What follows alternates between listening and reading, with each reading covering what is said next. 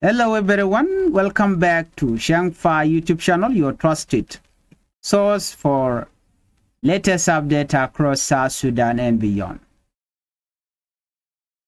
We have two major stories. One is about a brave lawyer fighting for her right to marry freely, and another will be about President Salva Kiir Mayardit ordering a big audit for SPLM party assets ahead of election.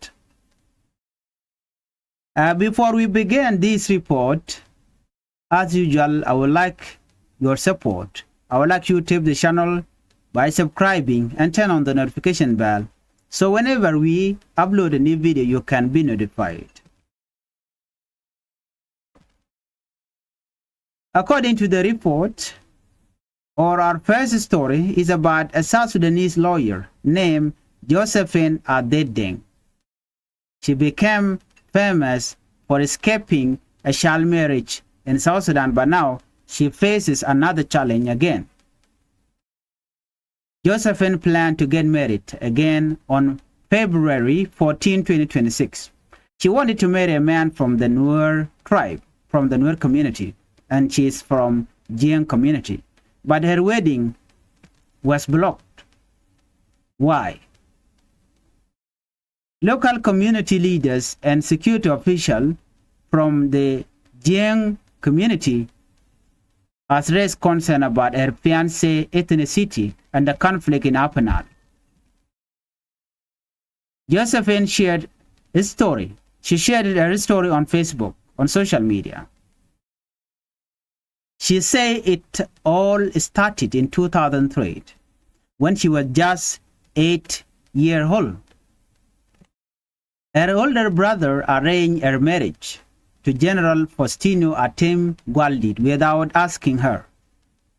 She explained that there was no proper ceremony, no family consultation, and no consent from me. I was taken out of school and forced to leave as a child bride. A year later, Josephine went to court to fix this. In December 2022, the court granted her a divorce. She also returned 37 cows which had been paid as a dowry, officially ending the marriage. With that, she said, my previous marriage was fully and legally concluded. That's what she said. In 2024, Josephine told her family she wanted to marry again. Her fiancé family started dowry negotiations, and everything seemed fine at first. A wedding date was set for February 14, 2026, but then problems started. Her brother tried to handle the dowry negotiation alone without involving the whole family. Josephine asked for transparency and full family involvement. This caused disagreement. Later, community leaders stepped in from the Dinka community. They say her fiancé is Nuer ethnicity, and the conflict in Apanal made the wedding risk. Josephine questioned this reasoning. How does a regional conflict affect my personal marriage choice? A notice on February 13, 2026 said the wedding was suspended. The ceremony was supposed to happen in a hotel in Juba, but it never went ahead. Josephine said she was summoned by national security official a day before the wedding. They wanted her strongly, and the event was stopped. She said clearly, I am a legally divorced adult woman. I have the right to make my own marriage decisions. Let's look at the legal right and reality.